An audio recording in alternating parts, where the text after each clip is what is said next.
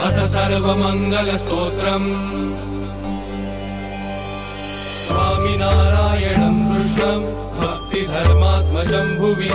प्रादुर्भूतमहं वन्दे पातुं सद्धर्ममासुरा। कलौ घोरेऽपि यद्भक्तोऽष्टाङ्गयोगश्रमं विना सत्यसमाधौ सद्धाम गोलोकादिसमीक्षते। यन्नामोच्चारणादेव मलौघाकलिसम्भवाः सद्य एव विनश्यन्ति समीडे धर्मनन्दनं। नाम्नां सहस्रं तस्याहं ब्रुवे सत्सङ्गी जीवनात्। उद्धृतं यस्य पाठेन सर्वं तत्पठितं भवेत्। अस्य श्री सर्वमङ्गलाख्यस्य श्रीहरिनाम सहस्रस्तोत्रस्य धर्मनन्दन श्रीहरिर्देवता धर्मप्रिय इति बीजं नैष्ठिकेन्द्र इति शक्तिः भक्तिपोषक इति कीलकम्। मम सकलमनोरथ सिद्ध्यर्थे जपे विनियोगः अथ करन्यासः। ॐ श्रीहरये नमोऽङ्गुष्ठाभ्यां नमः। ॐ कृष्णाय नमस्तर्जनेभ्यां नमः। ॐ हरिकृष्णाय नमो मध्यमाभ्यां नमः। ॐ नीलकण्ठाय नमो नामिकाभ्यां नमः। ॐ नारायणाय नमः कनिष्ठिकाभ्यां नमः। ॐ स्वामिनारायणाय नमः करतलकरपृष्ठाभ्यां नमः। अथ षडङ्गन्यासः। ॐ श्रीहरये नमः। हृदयाय नमः। ॐ कृष्णाय नमः। शिरसे स्वाहा। ॐ हरिकृष्णाय नमः। शिखायै वषट्। ॐ नीलकण्ठाय नमः कवचाय हुम्। ॐ नारायणाय नमः नेत्राभ्यां वौषट्। ॐ स्वामिनारायणाय नमोऽस्त्राय फट्। अथ ध्यानम्। श्रीमच्छारदपूर्णचन्द्रविलसत्स्मेराननं श्रीहरिम् तुङ्गे पीठवरे स्थितं परिवृतं सद्भक्तवृन्दैर्यथा ताराभिर्विदुमर्चमानमुरुधातैश्चन्दनैकौसुमे हारैः शेखरपङ्क्तिभिश्च हृदये शुक्लाम्बरं चिन्तये। स्वामी ब्रह्म परब्रह्म श्रीकृष्णः पुरुषोत्तमः ब्रह्मधामा वासुदेव ईशेषो दिव्यविग्रहः सूरदात्मा जगन्नाथ इष्टदः करुणानिधिः प्रतापसिंह शरणं शतानन्दवरप्रदः नारायणो नरसखो वदरीशस्तपप्रियः स्वधर्मस्थो मुनिध्येयो महर्षिगणपूजितः अधर्मवैरी दुर्वासः शब्दधर्माद्यनुग्रहः धर्मावतारो धर्मात्मा भक्तिधर्मानुशासनः रामानन्दो जनानन्द औद्धवाग्वप्रवर्तकः विष्णुयागप्रियो भक्ति धर्माराधित ईश्वरः वृन्दावनेन्दुर्वरदो मुनिसङ्गहितावहः रम्यर्तिहर्ता विघ्नेशो धर्मसङ्कष्टनाशनः भक्तिधर्मात्मजो भूमा भक्तिधर्मतपःफलम् सावर्णिगोत्रतिलको मध्वाद्यनवमीजनुः जनमङ्गलदिव्याङ्गो नराकृतिरलौकिकः भूतलानन्दजनको द्विजेन्द्रकुलभूषणं रामप्रतापावरजो हनूमदभिरक्षितः हरिकृष्णो नीलकण्ठो वृषात्मजः श्रीवृन्दलालितो भक्ति नन्दन प्रियदर्शनः हरिप्रसाद हर्षाब्धि धर्मपत्निस्तनन्दयः क्रीडबालप्रजानन्द काली दत्तमदापनुत इच्छारामाग्रजो योध्या वासो बाल्यमनोहरः सरयो नियतस्नान सीतारामे क्षणोत्सुकः प्रदक्षिणीकृतायोध्या करातरपमालिकः दर्शनीयोर्ध्वतिलकः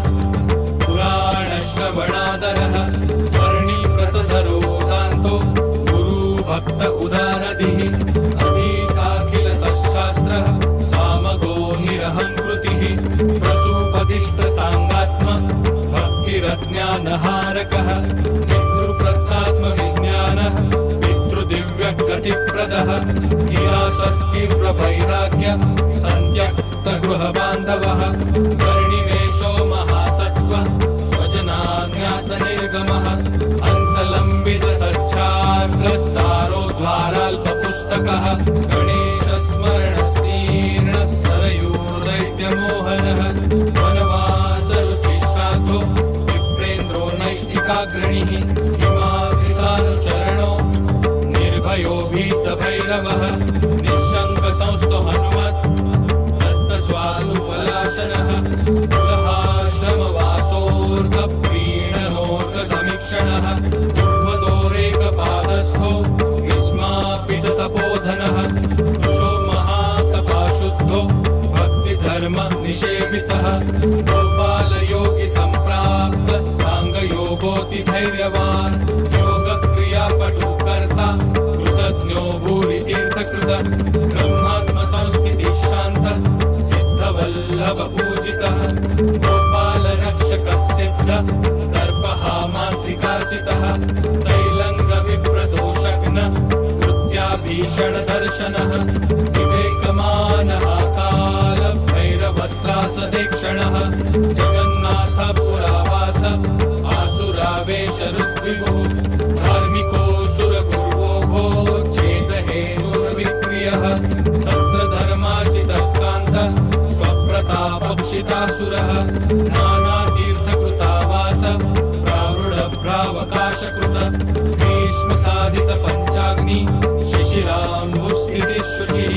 निर्मानो निर्ममो स्नेहो निष्कामो निर्जितेन्द्रियः कृतनिद्रोजितक्रोधो निर्मदो निःस्पृहोच्चलः बुद्धव्रती सत्यवादी शमी रमणिसन्ततः चिरत्रवस्तो मेधावी दम्भहीनस्तपोधनः पवीतिकल्पवासास्तरूमूलनिकेतनः अहिंसवृत्तिस्तेजस्वी निर्निमेषविलोचनः धनुर्मुक्तेषु गमनो ब्रह्मदर्शी महामतिः प्रयाचितारिताहारो निर्द्वन्द्वो निष्परिग्रहः वायवाहारो जलाहारो पिताहारो शताङ्गकः ज्ञानी ज्ञानेजितस्वाद प्रत्याहारहठोस्मयः पावनस्थैर्थिकगुरुः वर्णिराजोदयाकरः जटिकोपीनवसन शालग्रामतृषाहरः शिवाप्तसट्टुरक्षोभ्यो निस्सङ्गोऽध्यात्मवित्तमः सदा समाधिरानन्दी निर्दोषो दोषनाशनः कान्तारगतिरेकाकी सर्वसाधुगुणालयः दैथिकस्तीर्थधर्मज्ञ तीर्थस्थाधर्मनाशनः अनावृतवपुसौख्य प्राणायामपरोव्रती ऋषिवृत्तिर्मुनिर्मौनी निर्विकल्पोऽल्पभाषणः वस्त्रपूतोदकपिबो यावदर्थाङ्गचेष्टितः ब्रह्मज्ञस्वैरवर्तित्व बोधिग्रन्थविवर्जनः निरुपानदपृष्ठात्वा घोरारण्यचरो भ्रमः व्यङ्गगन्धासरोसक्तो जडाङ्गीरसवर्तनः उर्वरेता ब्रह्मचारी योगी योगज्ञसन्नतः योगीन्द्रदुश्चराचार सौराष्ट्रजनपावनः लोचलोकमहानन्द साधुः साधुप्रपूजितः अनुच्चारितदुर्वाक्यो मधुराक्षरभाषणः जागिमान्यो महायोगी सदाश्चर्यक्रियस्थिरः ध्याता ध्यातृमनोदर्शी मनस्वी मानदो मृदुः प्रश्नोत्तरपटुर्वेद तत्त्वज्ञो बुद्धिमान् बुधः बुद्धवेक्षो सुखोऽनन्तः पत्रीलेखपटुप्रभुः प्रत्युत्तरज्ञातनिजैश्वर्यसाध्वतिमानितः रामानन्दस्वामी वीक्षानन्दः साधुप्रियः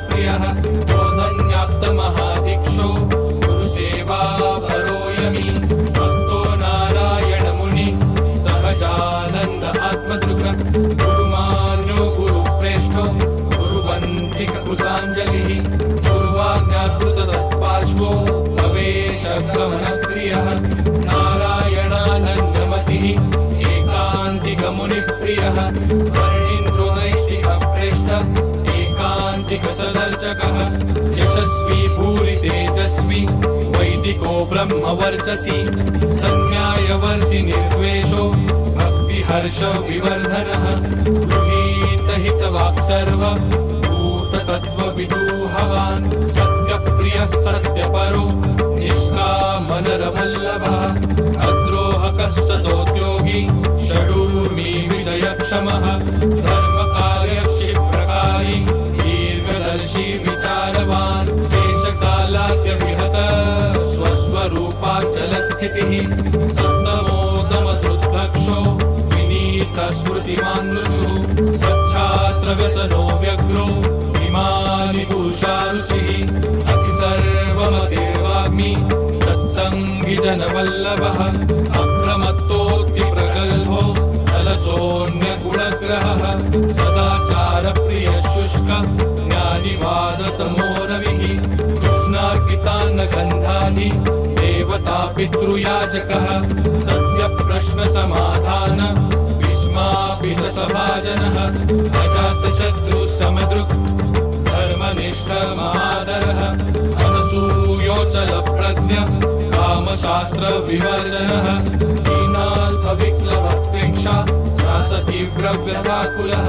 स्वधर्मादिगुणोपेत हर्यभक्तजनारुचिः सन्मण्डलावासरुचिः सन्मण्डलपरायणम् सच्छास्त्रनिन्दतत्यागी प्रशस्तार्थनिषेवकः सम्पदापत्समोमोक्ष भीषण प्रतिभानवान् सुचिर श्रुतसच्छास्त्रो नापमानितसज्जनः वाक्यार्थक्षिप्रविच्छत्रु मित्रदत्तः समुत्तरः अग्रायवस्त्वनाकाङ्क्षी नष्टवस्तुषुचोचितः यथोचितसमारम्भ सफलारब्धसत्क्रियः सच्छास्त्रानुगतप्रज्ञो दैवपितृस्वकर्मकृत अपैशून्यकृतत्यूत पापि संसर्गनादरः ब्रह्मनिन्दाश्रवखेद स्त्रीप्रसङ्गवृषारुचिः अकार्याचरणरीत समयोचितभाषणः निर्लज्जानतसद्विप्र गुरुदेवपदाम्बुजः मुक्तानन्दानुगस्तुष्टो गुणाब्धिसन्मनोहरः गुरुदत्तजनस्वाम्य सुरम्यविषयारुचिः गुरुयाचितभक्तान्त दुःखस्वप्राप्तिसत्वरः अतिमानुषसत्कर्म सुखसेव्योऽखिलेष्टदः प्रपन्नाभयतः श्रीमान् उत्तमोत्तमात्मवान् तापत्रिकयऋत्वार्थ सदसद्व्यक्तिमित्तमः सत्पति सर्वहितकृत् ज्ञानदो भवमोचकः भूरिप्रतापो निर्मोहो महाराजो नृपार्चितः अत्युष्यो विकृतो जय्य शरण्यो भक्तवत्सलः अतर्क्यो नृपमोपारो प्रमादो व्यय उज्ज्वलः धर्मशंसी धर्महेतुर्वेद ऊहातबोधकः कालमायाभयत्राता भक्तवर्मा सुमङ्गलः उपासनारीतिवक्ता ब्रह्मधाम प्रदर्शकः ब्रह्मभूतपरब्रह्मोपासनास्थापकोऽक्षरः गन्धर्वदर्पदलनो नैष्टिकव्रतपोषकः अधीनदिव्यचरितो मनोनिग्रहयुक्तिदः वर्णीयोऽन्यदुःखज्ञ संसारार्णवनाविकः स्वामिनारायणो वाक्य सुधादर्पितसत्सवः विधवा स्पर्शदोषाति प्रख्यातोपशमस्थितिः प्रतिबिम्बांशवादादिमततूलदवानलः सभक्ति धर्मधर्माढ्य भक्तियोगप्रवर्तकः प्रोक्ता सद्देशकालादिदोषो निष्कपटप्रियः सद्देशकालादिगुण ज्ञापक सत्प्रशंसकः स्वधर्मशिथिला प्रीति भक्तकल्पमहीरुहः कर्महीन ज्ञानभक्ति दोषभूयस्वबोधकः स्वधर्महीन पुरुष त्यागी सत्यप्रतिश्रुतः बहुनन्नसत्रो विश्ववादी पञ्चायतनमाननः विप्रापराधसहन सत्यसङ्कल्प आशुदः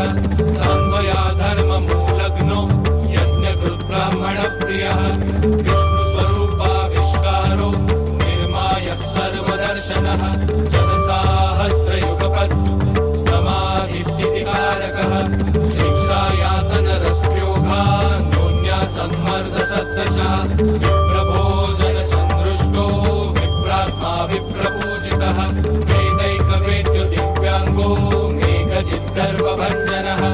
सर्वयोगकलोद्भासी स्वतन्त्र सर्वविद्वशी कृष्णात्मा कृष्णहृदयो देशिको दिव्यदर्शनः गोलोकरमणो ब्रह्म क्रीडो वैकुण्ठनायकः अनेकमूर्तिरण्डस्थो बहिस्थो योगशिक्षकः पुरःसरो मनोवेग स्वनेता दर्शितामरः विष्णुयागसमारम्भ षण्मासाशितवाडवः नानादेशगतिर्नाना यज्ञकृद्भूरिदर्शिणः सत्यः समाधि सर्वात्मा निरीशमखण्डनः मकार पञ्चकोच्छेता धर्मसर्गप्रपोषकः पापीकृतान्त परम पुण्यकीर्तिपृथुश्रवाः शोधवार्पसम्पोष्टा साध्वी धर्मप्रवर्तकः दैत्यांशगुरुखद्योत भास्करो धर्मधारकः लोभादिदोषगदिता तामसव्रतवर्जनः सुव्रतः सिद्धिदः सिद्धेशः सिद्धिपोच्युतः कौलाद्वशापदप्रोक्ता सुरलक्ष्मासुरादिकः भुजङ्गनगरानन्दो निजभक्तस्तुतो महान् अहिंसा स्थापको भूरि निजैश्वर्यप्रदर्शकः दूरदेशस्थात्मभक्त दत्त साक्षात् स्वदर्शनः सच्छास्त्रोदित सत्कीर्ति आत्यन्तिकगतिप्रदः पराल्मकोपकाराति स्मरण सर्वभाववित परापकार साहस्र विस्मृति कोमलान्तरः पाषण्डरक्ष्यतात्मीयो दैत्यमोहनचेष्टितः अखण्डितार्षमर्याद परगुह्या प्रकाशकः मात्रार्पितबहुद्रव्यो यथा युक्तोपदेशकः अविग्रह प्रियो वाणी दण्डपारुष्यवर्जितः ब्रह्मण्यदेवो देवेज्यो दशरूपप्रदर्शकः अकुण्ठितवचादेश चारज्ञो नादृतो धतः शिक्षार्थक्षणरुन्नित्य मैत्रः सच्छास्त्रसङ्ग्रही धर्मिपक्षः साधुसेवी पुण्यश्रवणकीर्तनः गणतादिहरपूज्यो विषयासक्तनिन्दकः भक्तदेहान्तसमय दत्तदिव्यस्वदर्शनः यमदूतावितस्वीयो नरकार्तिनिवारकः सन्मार्गवर्तिताशेष स्वाश्रितः शीघ्रसिद्धिदः अनाथरोगिवृद्धार्व भिक्षुपोषणकारकः गूढाशयो गूढमन्त्र सर्वजीवाप्रतारकः भक्ता सद्वासनोच्छेदा सदा ग्रहविवर्जनः पुष्यवर्गानुविहित तत्समानमिताशनः आपत्कालात्यक्तनिज पञ्चकालार्चितार्चितः योगेश्वरो मुनिपतिः नित्यमुक्तो महामुनिः बौद्धादिनास्तिकमत खण्डनः पण्डितार्चितः अहिंसयज्ञप्रस्तोता वैष्णवक्रतुकारकः मध्यमाससुरागन्धा प्राणशुद्धिविधापकः मत्तोन्मत्तखलावादि पुरस्कृतगुणाधिकः नानाभक्तजनानन्द सदसद्व्यक्तिदर्शकः रघुनन्दीशशापार्थ जनरक्षक उत्तमः वेदविच्छास्त्रविद्वादि दुर्जेयोरितसंशयः खट्वाङ्गात्मा ऋतम्भोज ध्येयो ध्यातुमनोहरः ज्योतिसंस्तोतिरम्याङ्ग सुरेखारुणपत्तलः सर्वाङ्कुलिर्नखेन्वाली प्रभा मरुतरुत्तमाः पद्मकोशातिमृदुल चरणस्तुङ्गकुल्पकः रस्मजङ्घो वृत्तजानु समोरुसत्सितांशुकः गम्भीरनाभिराजानु भुजस्ततभुजान्तरः कण्ठलम्बितहारालि कम्बुकण्ठोरुणाधरः प्रफुल्लपद्मवदन कुन्ददन्तोमितस्मितः नीलपुष्पाभनासान्त श्यामबिन्दुः समश्रवः वामश्रवोऽन्तरश्याम बिन्दुः पद्मदलेक्षणः विशालभालतिलक सूक्ष्मवक्रशिरोरुहः क्षीरपटलसत्पुष्प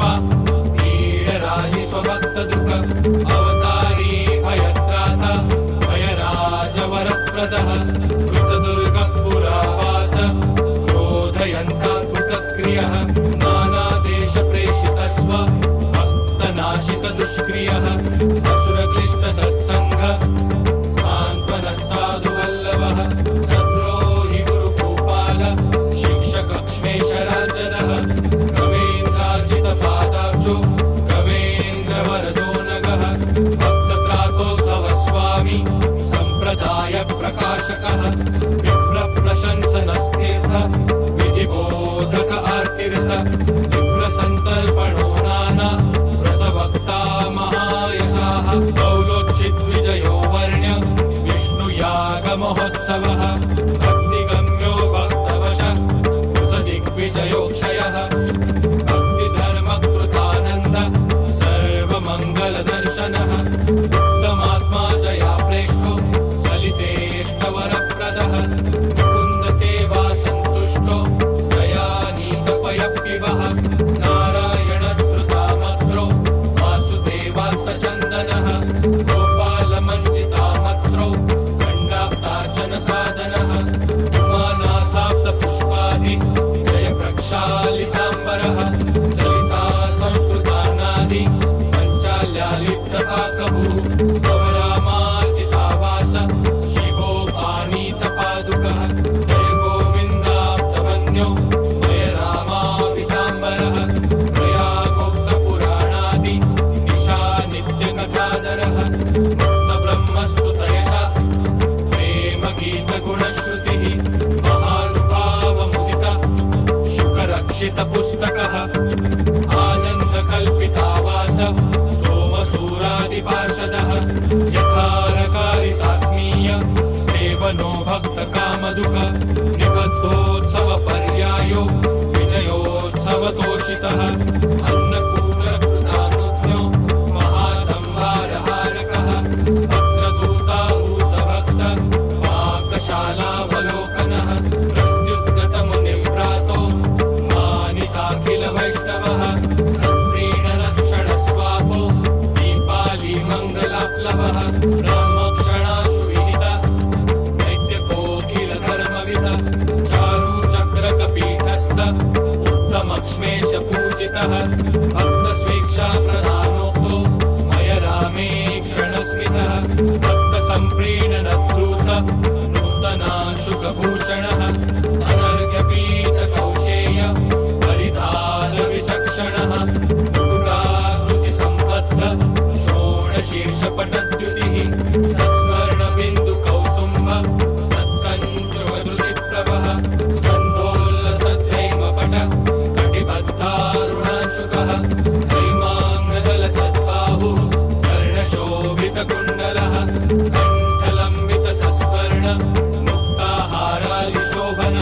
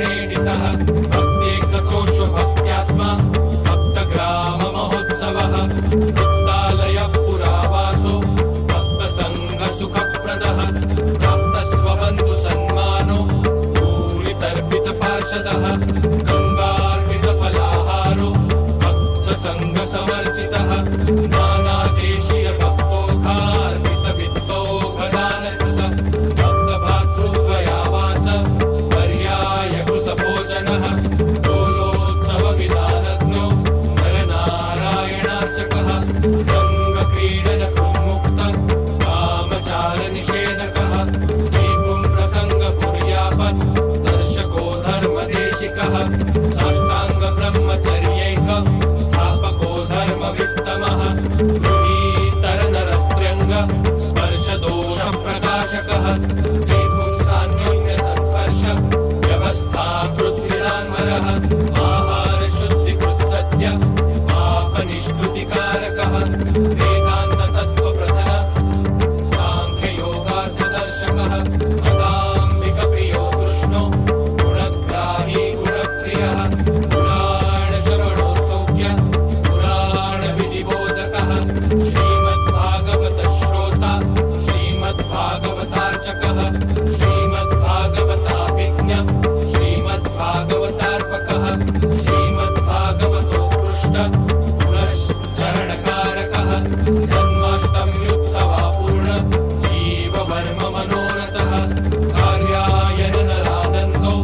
वास्तु भीष्मनिकेतनः शूरसम्भावनशाक संस्कारानन्दितस्वकः नागटङ्कजनप्रीत शुकप्रश्नकृतोत्तरः चान्द्रायणव्रताराध्य पञ्चालजनपावनः शिवरात्रिव्रताचार कृतदोला महोत्सवः द्वैताद्वैतार्थनिगम पार्थबोधि महोदयः दिव्याङ्गभक्तिधर्मादि रूपप्रेक्षयितामृतः हेमन्तार्चास्तुतिप्रीतो जीर्णदुर्गजनार्चितः कृततीर्थविधिर्विप्र भोजनो भूरितो भवः दुर्गभक्तादिसुखद कृतकृत्यो जगत्पतिः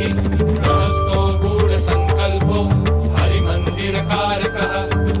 महारम्भः सदा स्वस्थ कलिदोषहरोद्यमः कृतश्रीनगरावासो महासंभारसाधकः श्रीपुरेशाहितः सभ्य पूर्तकर्म प्रशंसकः नरनारायणाचासं स्थापकः पौरमानितः क्षेत्रमाहात्म्यगणित महोत्सवविधापकः एकाहभोजिताशेष पौरविप्रो बहुप्रदः पूजोत्सवव्यवस्थाकृत् गाङ्गेयप्रार्थितो मनुः भुजङ्गपुरभक्तादि प्रीतः पौरप्रपूजितः नरनारायणप्रतिष्ठापको विप्रपूजकः निबद्धोत्सवमर्यादो भक्ताभीष्टफलप्रदः मुक्तालयाक्षिपद्मार्ग शिल्पिसन्मानकारकः लक्ष्मीनारायणाद्यर्च स्थापकोर्जितभूसुरः मुक्तादिष्टोत्पतच्छेदश्चित्राचार्या प्रवर्तकः द्वारिकापेशितः सूर तीर्थभाष्यगदर्शकः सत्रातद्वारिकेशात्मा भक्तापदर्शनाक्षमः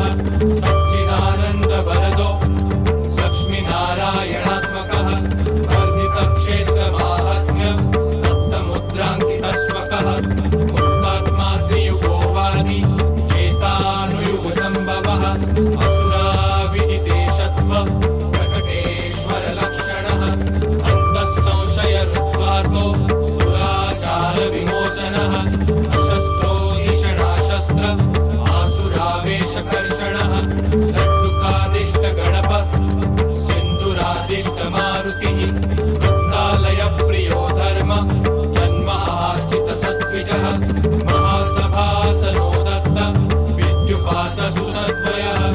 पुत्रविन्यस्तगुरुत पुत्रसात्कृतसंश्रितः सदो विभक्तदेशादि सम आचार्यशिक्षकः भक्तिजन्माः भक्तौघ तर्पणश्चित्रिताधिपः कृपामाद्यार्थितः पौर प्रीतो वटपुरातमः मन्त्रिप्रत्युग्रतो नाना वाद्यवादकसंवृतः सालङ्कारगजारूढश्चारुचामरवीजितः कृपावितजनव्रात सिंहजिनृपपूजितः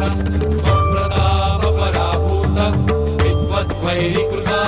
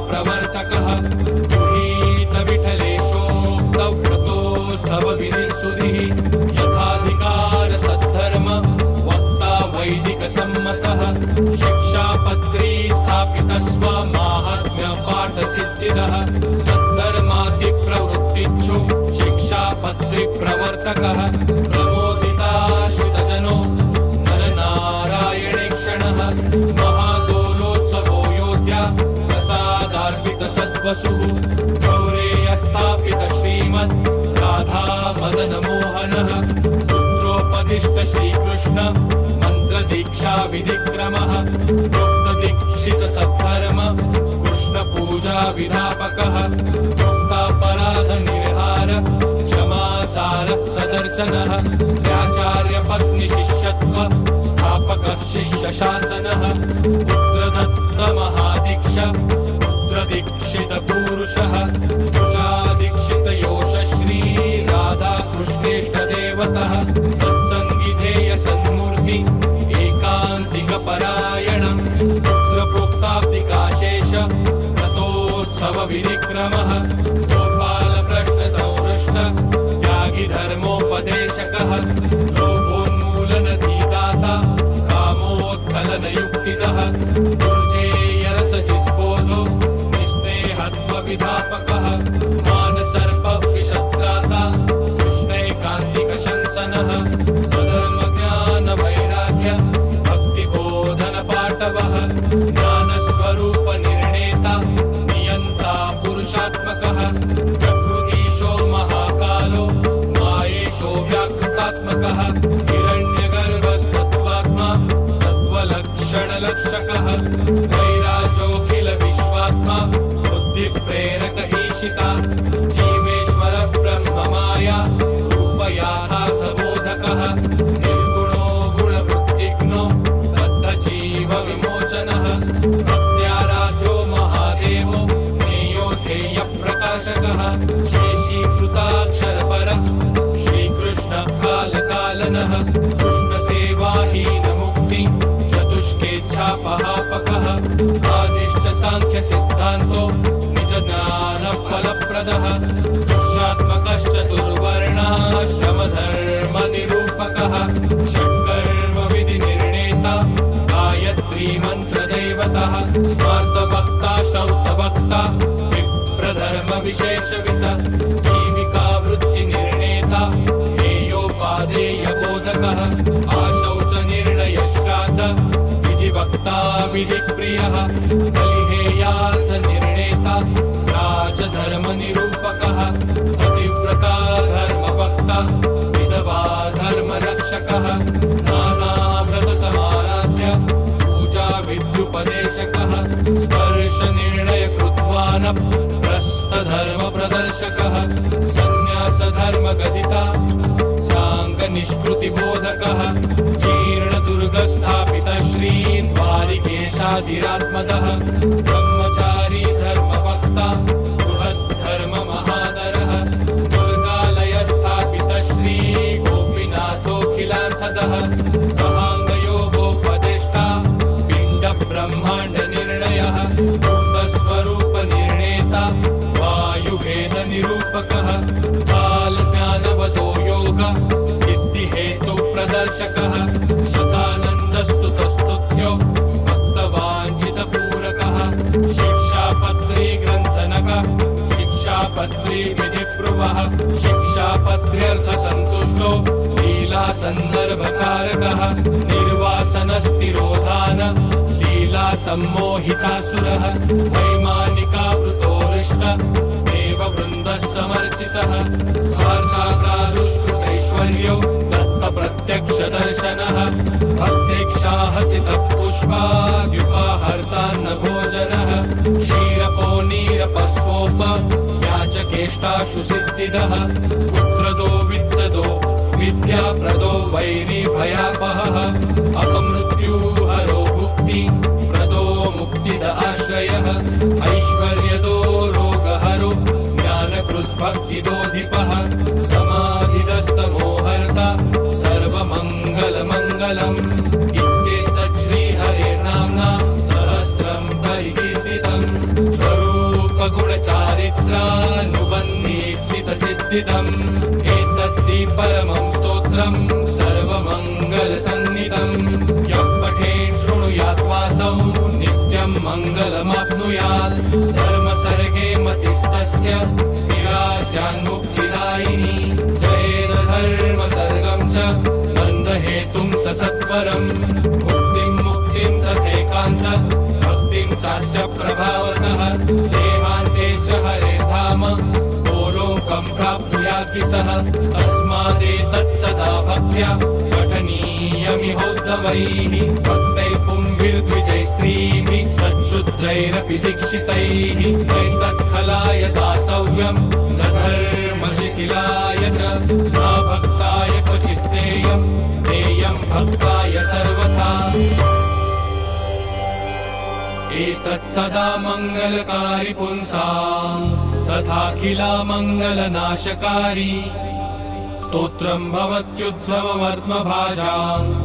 यतोऽधिकं किंचन नास्ति पाठ्यम्।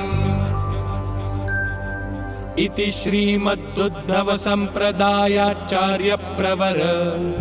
श्री सहजानंद स्वामी शिष्य शतानंद मुनि विरचितम् सर्वमंगलाख्यम् श्रीहरिसहस्रनाम स्तोत्रं संपूर्णम्।